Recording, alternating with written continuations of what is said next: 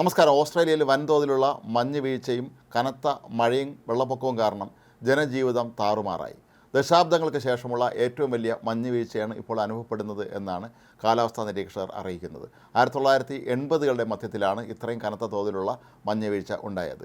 20 inch വരെ മഞ്ഞ് വീഴ്ച ഉണ്ടാകും എന്നായിരുന്നു കഴിഞ്ഞ ദിവസം കാലാവസ്ഥാ നിരീക്ഷണ കേന്ദ്രം അറിയിച്ചിരുന്നത്. മഴ 10 സെൻറ്റിമീറ്റർ പെയ്യുമെന്നും അവർ അറിയിച്ചിരുന്നു. ഏതായാലും ഓസ്ട്രേലിയയിലെ വിവിധ നഗരങ്ങളിൽ ജനജീവിതം ഏറെ ദുസ്സഹമായിരിക്കുകയാണ്. പല പട്ടണങ്ങളിലും കാറുകളും മറ്റും മുങ്ങിപ്പോയി. അതുപോലെ പല കെട്ടിടങ്ങളുടെയും മേൽക്കൂരയിൽ വരെ മഴയത്ത് വെള്ളം കയറിയിരിക്കുകയാണ്. ഇവിടെ രക്ഷാപ്രവർത്തനം ദ്രുതഗതിയിൽ നടക്കുന്നുണ്ട്. കഴിഞ്ഞ ശനിയാഴ്ച ഒരു 27കാരി സഞ്ചരിച്ചിരുന്ന കാർ വെള്ളത്തിൽ കുടുങ്ങുകയും ഇവരെ കാണാതാവുകയും ചെയ്തിരുന്നു. എന്നാൽ പിന്നീട് ഇവരെ കണ്ടെത്തിയതായിട്ടാണ് അറിയിക്കുന്നത്. മറ്റൊരു 40കാരൻ ഒരു വലിയ മരത്തിന് മുകളിൽ കുടുങ്ങിപ്പോയിരുന്നു. ഇയാളെയും പിന്നീട് രക്ഷപ്പെടുത്തി ആശുപത്രി എത്തിച്ചതായിട്ടാണ് അധികൃതർ അറിയിക്കുന്നത്. ഓസ്ട്രേലിയ പോലുള്ള ഒരു വലിയ വികസിത രാജ്യത്തെ സംബന്ധിച്ചിടത്തോളം ഇത്തരത്തിലുള്ള പ്രതികൂല കാലാവസ്ഥ വലിയ തോതിലുള്ള പ്രശ്നങ്ങളാണ് ഇപ്പോൾ സൃഷ്ടിക്കുന്നത്. ജനജീവിതം ആകെ താറുമാറായ അവസ്ഥയിലാണ് ഇപ്പോൾ പോയിക്കൊണ്ടിരിക്കുന്നത്.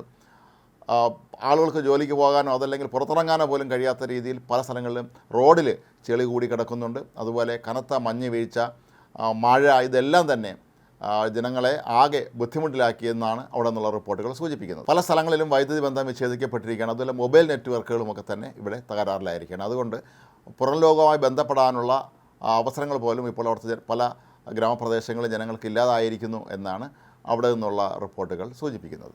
അതുപോലെയാണ് റോഡുകളിലൊക്കെ തന്നെ ഗതാഗത തടസ്സവും അനുഭവപ്പെടുന്നുണ്ട്. ഏതായാലും അധികൃതർ വളരെ ശക്തമായ തോതിലുള്ള നടപടികൾ തന്നെയാണ് ഇപ്പോൾ ഇവിടെ സ്വീകരിച്ചുകൊണ്ടിരിക്കുന്നത്. പരമാവധി ജനങ്ങളെ സഹായിക്കാനുള്ള എല്ലാ ഉദ്യമങ്ങളും ആരംഭിച്ചതായിട്ടാണ് അധികൃതർ അറിയിച്ചിട്ടുള്ളത്. ഈ ചെളി നീക്കം ചെയ്യുന്നതിനുള്ള, മഞ്ഞ് നീക്കം ചെയ്യാനുള്ള നടപടികളൊക്കെ തന്നെ ഒരു വശത്തോട് പുരോഗമിക്കുന്നുണ്ട്. അതുപോലെ വെള്ളത്തിൽ കുടുങ്ങിപ്പോയ വാഹനങ്ങൾ പുറത്തെടുക്കാനും കാണാതായ ആളുകൾക്ക് വേണ്ടിയുള്ള അന്വേഷണമൊക്കെ തന്നെ ദ്രുതഗതിയിൽ അധികൃതർ ഇവിടെ നടത്തുന്നു എന്നാണ് അറിയാൻ കഴിയുന്നത്. ലോകത്തെ ഏറ്റവും അധികം വിദേശികൾ താമസിക്കുന്ന രാജ്യങ്ങളിലൊന്നുകൂടിയാണ് ഓസ്ട്രേലിയ എന്നുള്ളത് വളരെ പ്രധാനപ്പെട്ട ഒരു കാര്യമാണ്. ഒരുപക്ഷെ ഈയിടെ ഓസ്ട്രേലിയയിലെത്തിയ ജനങ്ങളെ സംബന്ധിച്ചിടത്തോളമൊക്കെ തന്നെ ഇത് വലിയ ദുരിതമാണ് ഉണ്ടാക്കുന്നത്. വലിയ കാർഷിക മേഖല കൂടിയാണ് ഓസ്ട്രേലിയ. അവിടെയൊക്കെ തന്നെ ഈ മഞ്ഞ് വീഴ്ചയും കനത്ത മഴയും വലിയ തോതിലുള്ള വിളനാശമുണ്ടാക്കാനുള്ള സാധ്യതയും തള്ളിക്കളയാൻ കഴിയുകയില്ല. ഏതായാലും ഓസ്ട്രേലിയ ദശാബ്ദങ്ങൾക്ക് ശേഷമുള്ള ഏറ്റവും വലിയ വെള്ളപ്പൊക്കത്തെയും മഞ്ഞ് വീഴ്ചയും ഇപ്പോൾ നേരിട്ടുകൊണ്ട് ഇരിക്കുകയാണ്.